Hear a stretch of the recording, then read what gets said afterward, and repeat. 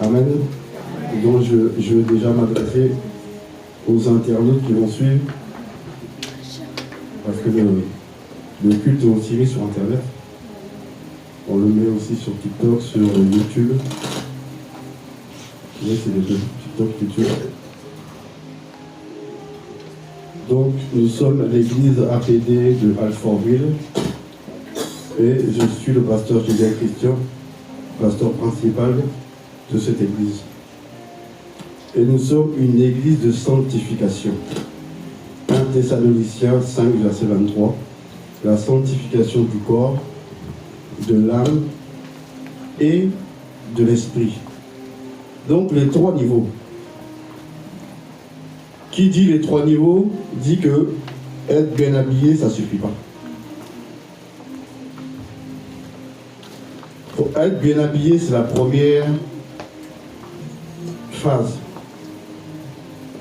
La deuxième, il faut purifier le reste. Amen. Donc aujourd'hui, le thème d'aujourd'hui, qu'est-ce qu'un vrai disciple? Disciple de Jésus. Parce que tu peux être disciple de quelqu'un d'autre. Est-ce que quelqu'un suit? Es-tu un vrai disciple du Seigneur Jésus? Parce que quand Jésus est venu dans ce monde, c'était pour faire des disciples. Et un disciple, qu'est-ce qu'un disciple? Qu'est-ce qu'un disciple? Justement, on va y arriver. La première qualité d'un disciple, première qualité, il est soumis. Soumis à qui?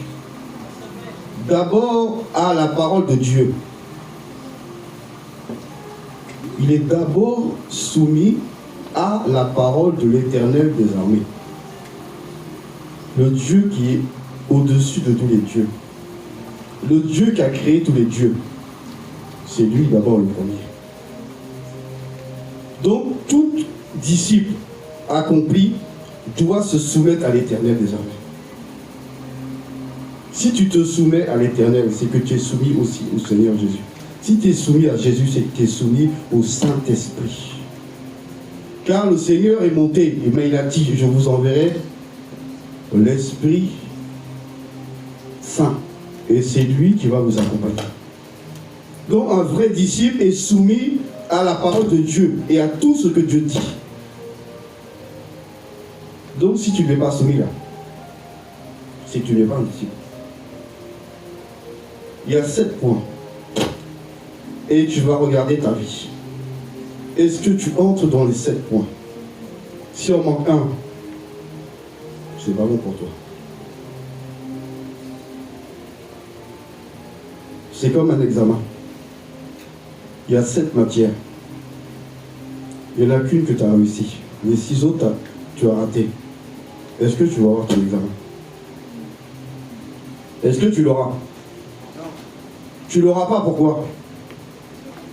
Parce qu'un seul ne suffit pas. Jésus a dit, je viens chercher une église sans tache, ni ride, ni rien de semblable. Avec lui, c'est 100%. Avec Jésus, là, c'est 100%. 99, c'est pas bon. Celui qui a 99, c'est que cette personne fait miséricorde aux autres. Est-ce que quelqu'un reçoit? Amen. J'ai dit, celui qui a 99%, c'est celui qui fait miséricorde aux autres. Et le Seigneur lui fera miséricorde. Amen. Car comme il fait miséricorde, il obtiendra miséricorde devant le Seigneur. La tâche qu'avait sur sa robe, là, Jésus va effacer. Mais toi, là, qui ne fais pas miséricorde, ta tâche, là, elle va tomber dans le feu. Le feu qui ne s'éteint pas, c'est là que tu vas finir. Parce qu'avec Dieu, c'est 100%. C'est pour ça qu'il dit, la miséricorde triomphe du jugement. C'est une parole que tu dois garder dans ta tête. Dieu te donne toutes les clés. À toi de choisir. Donc, la première qualité du disciple, c'est la soumission. La deuxième qualité d'un disciple, c'est l'obéissance. Dieu te demande de faire des choses. Est-ce que tu les mets en pratique? Est-ce que tout ce que Dieu t'a demandé de faire, toi là, tu le mets en pratique? Ou tu choisis selon tes humeurs ce que tu mets en pratique, et quand tu es content, tu pratiques le reste. Et quand tu es fâché là, tu dis non, ça on verra après. Si c'est ton habitude là, revois ta vie.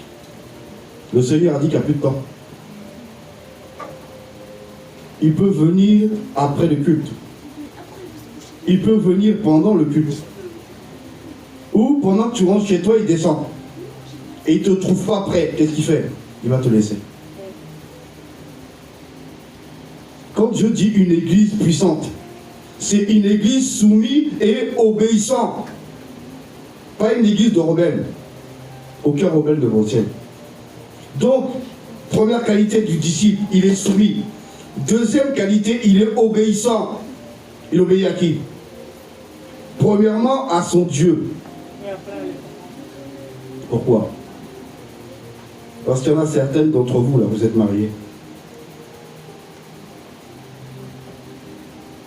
Et vous devez vous soumettre à vos maris. Mais vous avez, certains d'entre vous, vous oubliez une chose. C'est qu'au-dessus de ton mari, là, il y a Dieu. L'Éternel est au-dessus de ton mari. Donc sa parole prévaut celle de ton mari. Est-ce que quelqu'un reçoit quelque chose? Amen. Peut-être je me suis mal exprimé. Je dois revoir mon français. Bien que je sois né ici. Enfin en Guadeloupe, mais là-bas on parle français. Dieu est au-dessus de toute autorité. Il est l'autorité des autorités.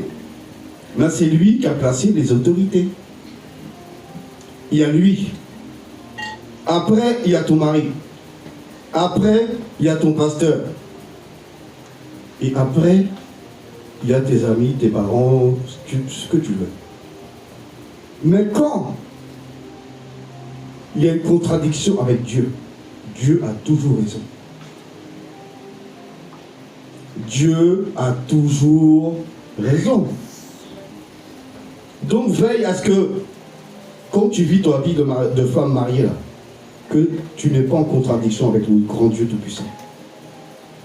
Parce que tu risques de rater le ciel, pas pour désobéissance. À qui? À l'autorité des autorités. Quand Dieu parle, on se soumet. La Bible déclare que le ciel et la terre et tout ce que Dieu a créé se soumet à Dieu. Donc nous là, nous sommes qui pour résister à Dieu? Un claquement de doigts et on disparaît. La Bible déclare que nous sommes un souffle, une vapeur qui paraît et qui disparaît. Mais Dieu demeure éternellement. Donc, qu'est-ce que déclare la Bible? La Bible déclare que Jésus-Christ, le Fils de Dieu lui-même, il était obéissant jusqu'à la mort de la croix. Lui qui est Dieu, qui est Fils de Dieu, il était obligé de se soumettre. Donc pourquoi toi, tu ne te soumets pas? Est-ce que toi, là, qui es assis dans cette salle, ou toi qui es derrière Internet, est-ce que toi, tu es plus que Jésus? Est-ce que même tu m'aimes du niveau de Jésus? Jean-Baptiste a dit que lui-même, il n'est pas digne de délier la courroie des chaussures de Jésus. Lui, il te dit, il ne peut même pas défaire ses chaussures. Donc, qui peut se mesurer à Jésus? Personne.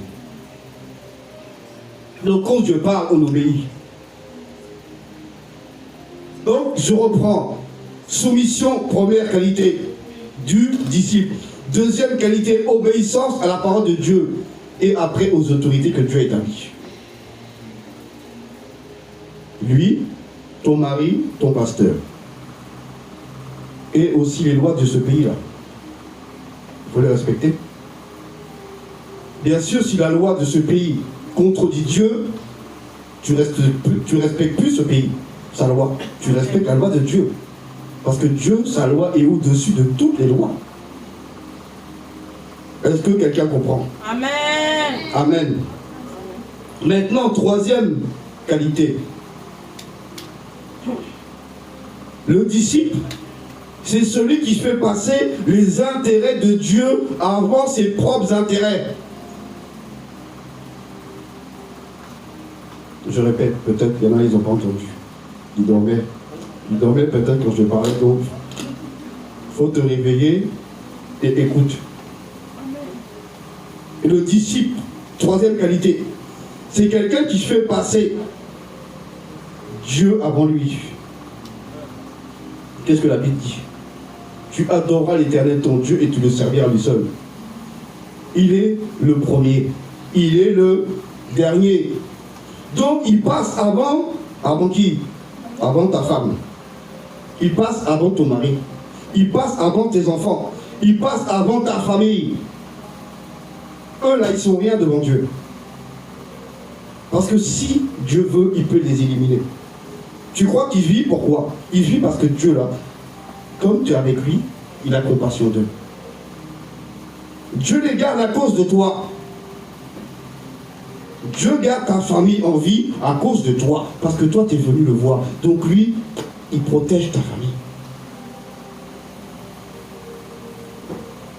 Donc tu dois comprendre que Dieu là, on met personne devant lui.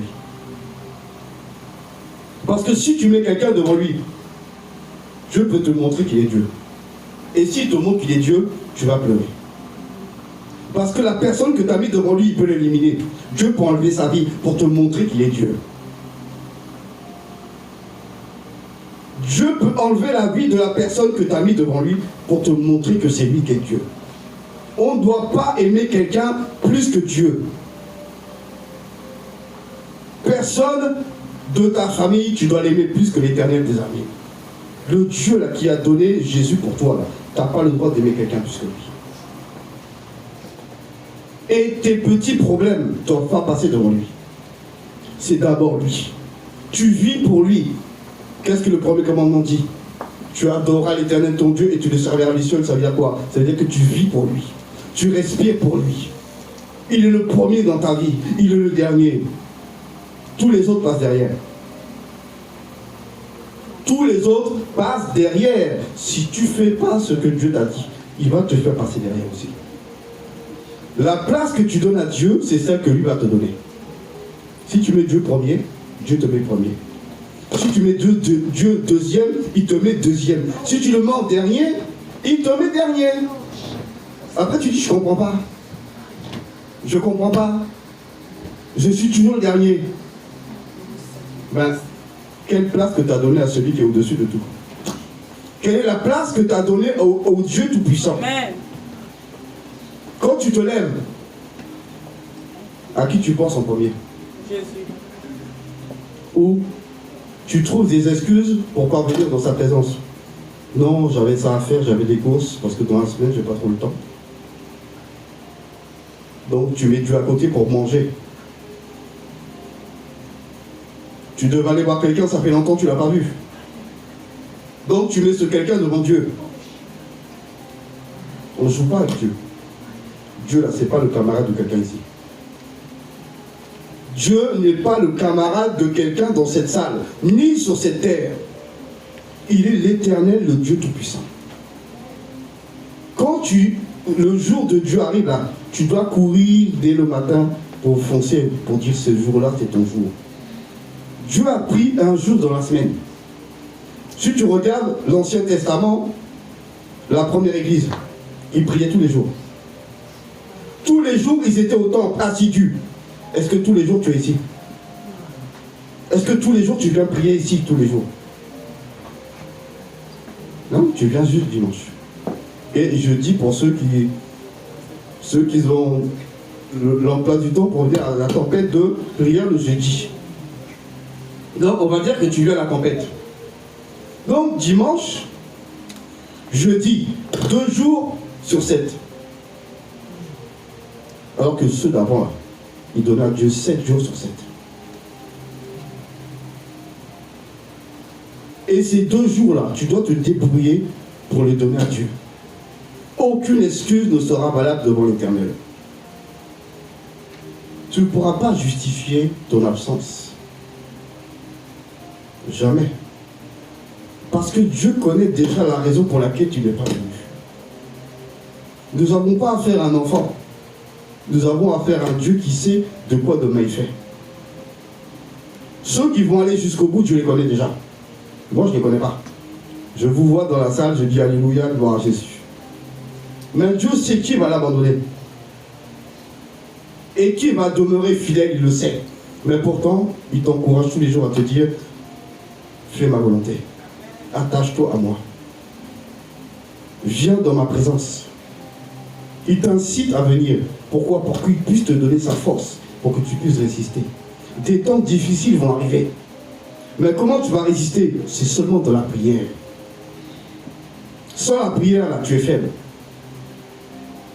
Donc, disciple, Dieu, c'est sa nourriture.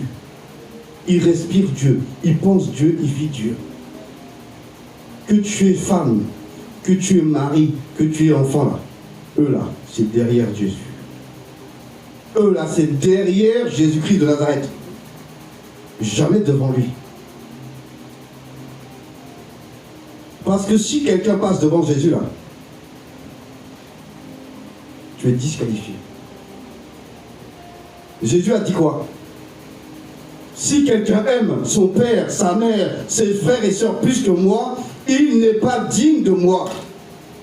C'est pas moi qui a dit, hein, c'est lui qui a dit. Donc, commence à revoir ton centre d'intérêt. Commence à revoir ton centre d'intérêt avec le Seigneur. Parce que le Seigneur ne va pas s'amuser. Jésus ne va pas jouer.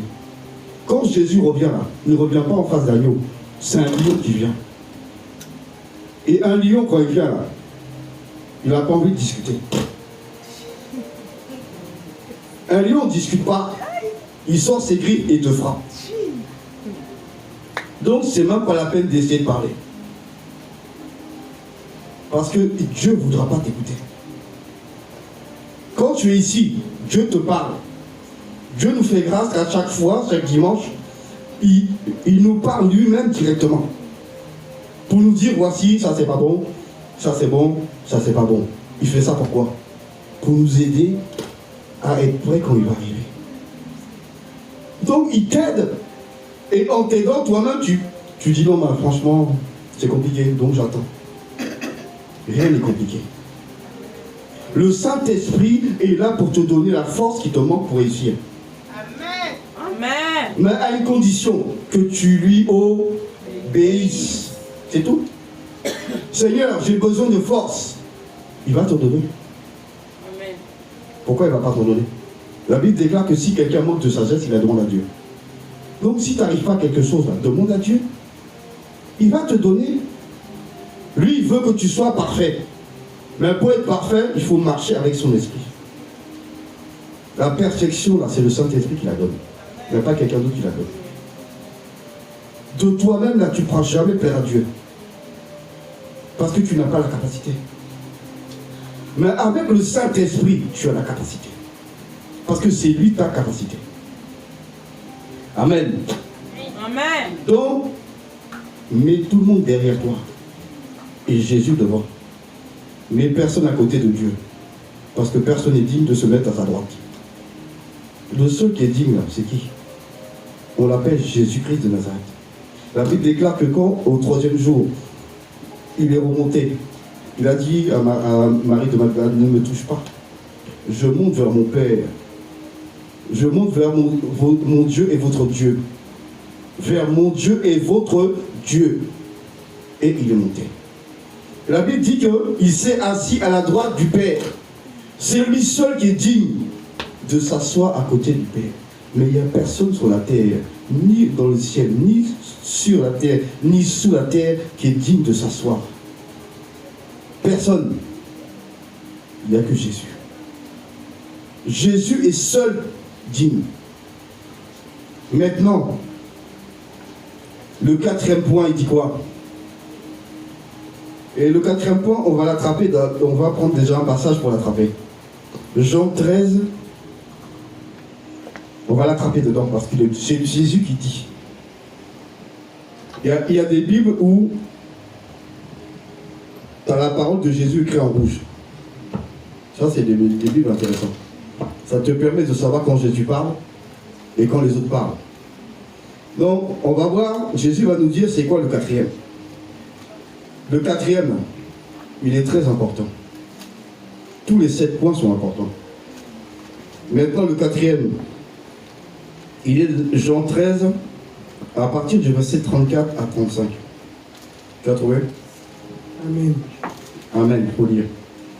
Je lis la parole du Seigneur avec respect et révérence. Jean 13, du verset 34 à 35. Je vous donne un commandement nouveau. Aimez-vous les uns les autres comme je vous ai aimés. Vous aussi, aimez-vous les uns les autres. À ceux-ci, tous connaîtront que vous êtes mes disciples, si vous avez de l'amour les uns pour les autres. Amen. Amen. Amen. À ceux-ci, tous reconnaîtront que vous êtes mes quoi? Disciples. Donc si tu n'aimes pas ton frère, si tu n'aimes pas ta soeur, tu n'es pas disciple de Jésus, mais tu es disciple de Lucifer. Est-ce que quelqu'un reçoit quelque chose? Amen. Si tu n'aimes pas ton frère que tu vois et que tu le haïs, sache que tu n'es pas disciple de Jésus. Parce que Jésus t'a dit, aimez-vous comme moi je vous ai aimé. À ceux-ci, tous reconnaîtront que vous êtes mes disciples. Donc si tu n'aimes pas ton frère que tu calomnies là, tu es disciple de qui? De Lucifer. Ton nom est écrit dans son livre. Le livre de vie là, ton nom n'est pas dedans.